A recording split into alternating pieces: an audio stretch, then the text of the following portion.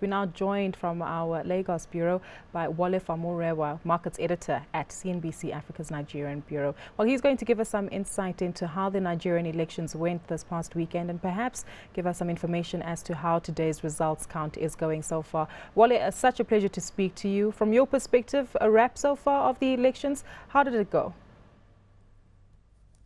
Well, I think many people Google will say that they went as good as you can expect, especially given the build-up to the elections. There was a lot of concern about sporadic violence, and we did see a little bit of that. But of course, given the impact that Boko Haram has had in the northeast, one would say that what we saw on Saturday was relatively good. We did hear of reports of about 40 people, depending on who you ask, were killed by Boko Haram during the elections. But however, there is a sense that the military offensive of the government just before the elections may have had an impact because we have seen a lot more killings in the past. So many people would say that yes, relatively peaceful elections. In fact, when you ask the U.S. ambassador to Nigeria, he also commended Nigerians for conducting themselves peacefully, and we did see those elections come and go, not without challenges, of course, especially with the electronic voters' cards that were introduced this time around.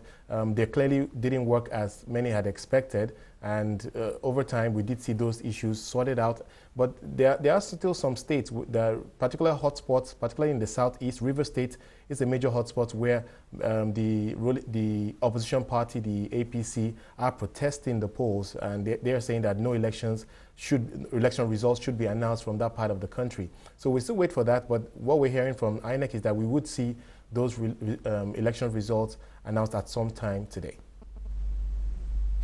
Well, I mean, I'm not a political animal, but there's something quite exciting about such a close-run election. Goodluck Jonathan being challenged by his rival. It's the biggest economy in Africa, and it's a momentous event. I mean, no matter what happens, whether the existing regime stays or whether the new one comes in. And I'm just looking at the way that the international press is covering this, and I see three headlines. Number one, counting underway, first results expected on Tuesday. The other one says, forget the candidates, democracy was the real winner. Another one says, technical problems mar Nigerian elections. So all sorts of different things. From your perspective, having a look at the international coverage of it, what would you say? Are you proud as a Nigerian to see what's going on, or are you sort of slightly worried about the image that has been projected? Well, in relative terms, I would say that these elections, many would argue that they're perhaps one of the best we've seen, at least so far.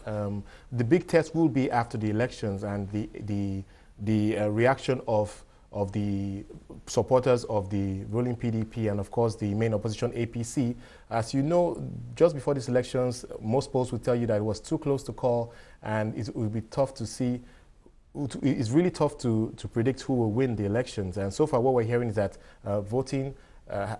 counting of votes has been completed in about 5 states, and at some point during the day, we should hear the final results.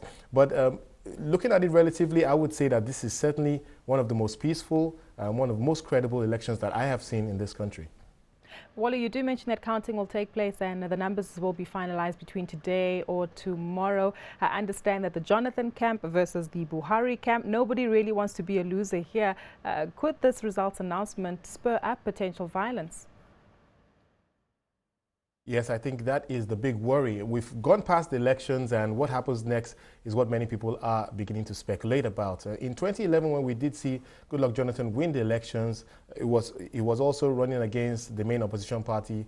Then it was the CPC, but it was still the same contender, Muhammad Buhari. And after those elections, of course, Goodluck Jonathan won about 60% of the votes at the time. There was sporadic violence relating to protests of the result in the north, and as many as, depending on who you ask, about 1,000 people were killed. So I think that is the bigger worry right now. We've gone past the elections. We're now waiting for the results, and when we do see those results, what happens? Well, a very final question from me. A nice, easy question for you. Firstly, did you vote? And number two, who did you vote for? Well, first of all, I was working all weekend, so I didn't get the opportunity to vote. And so, unfortunately, I can't tell you who I voted for. I guess it comes with the territory with this job, I guess. We'll leave it on that note. Wole, thank you so much for your time, and we certainly hope that next time you get an opportunity to vote. But that's where we leave it. Wole Famurewa, they're joining us from our Lagos bureau.